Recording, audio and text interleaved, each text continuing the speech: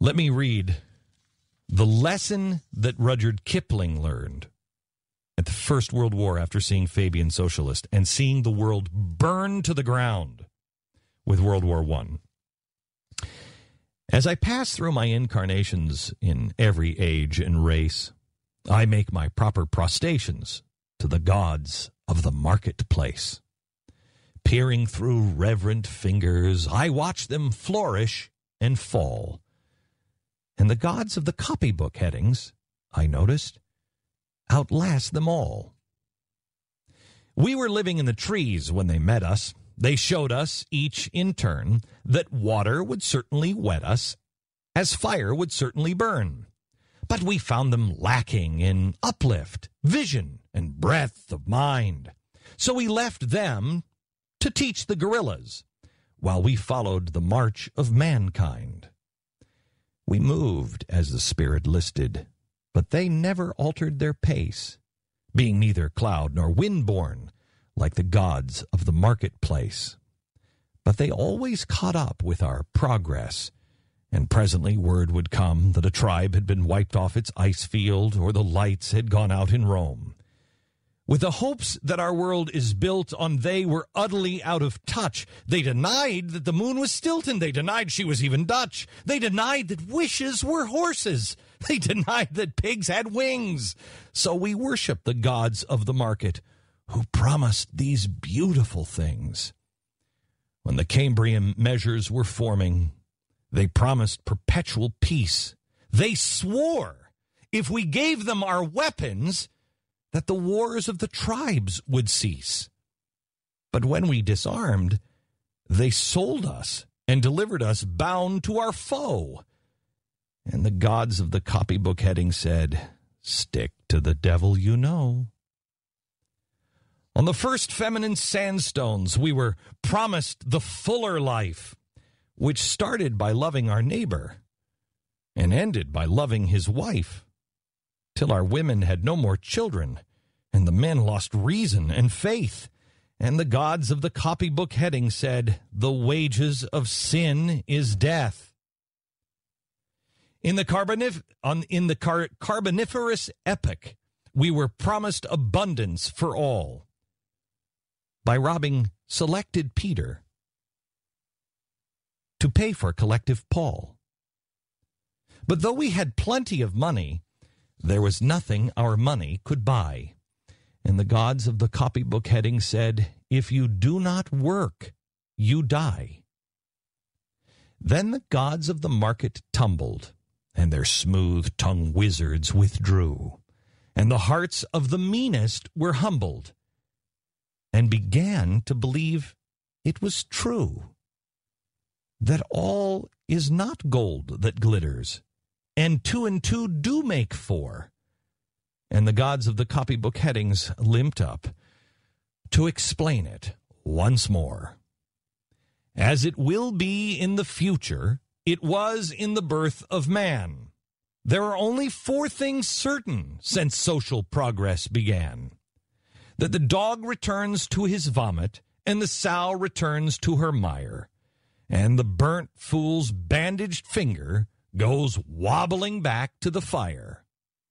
And after this is accomplished, and the brave new world begins, when all men are paid for existing, and no man must pay for his sins, as surely as water will wet us, as surely as fire will burn, the gods of the copybook headings with terror and slaughter return. So what does it mean? It means we unplugged from common sense. We were bored with water will wet us and fire will burn. We wanted more vision. We wanted something better than that. We wanted to believe that pigs had wings and wishes were horses, and the marketplace promised us these things.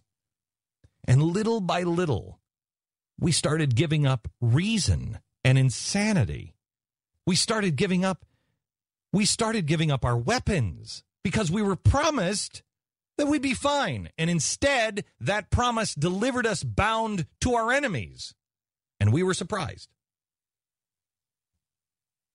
And the gods of the copybook, common sense, said hello. And then we were promised the fuller life. And what happened? Our women stopped having children. And our men were completely confused. They lost reason. They lost faith. They lost faith in God. They lost everything.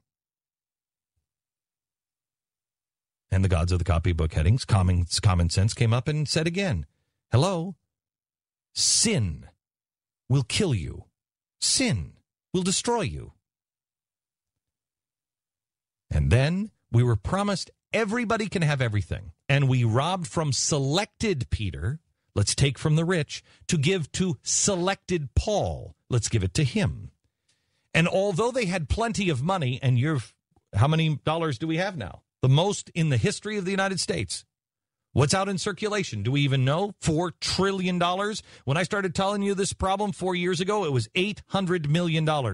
In circulation, I'll bet you there's about $4 trillion now. We have plenty of money. Let me quote Rudyard Kipling, by robbing selected Peter to pay for selected Paul. Though we had plenty of money, there was nothing our money could buy.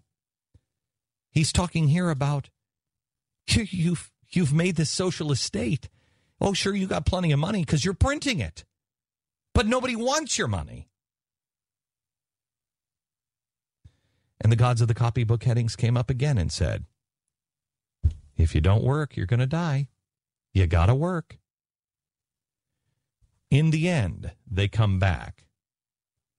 In the end, one more time, the people, the wizards withdrew, and the people who believed that, 2 and 2 was 6, damn it. Once everything's destroyed, they're like, okay, now wait a minute. What is this? 2 and 2 equals 4? What is this crazy concept? And so the gods of the copybook, common sense, came in again and said, let me explain it one more time. And then they say this. Here's common sense, and you've all learned it because you've burned everything to the ground because you stopped listening to the things that were true. These things are true, whether you like it or not. 2 and 2 equals 4, period. But let me leave you with this, says Rudyard Kipling. The gods of the copybook headings also teach you this. As soon as we bandage this finger, as soon as you're on the mend, how long did it take us after 9/11?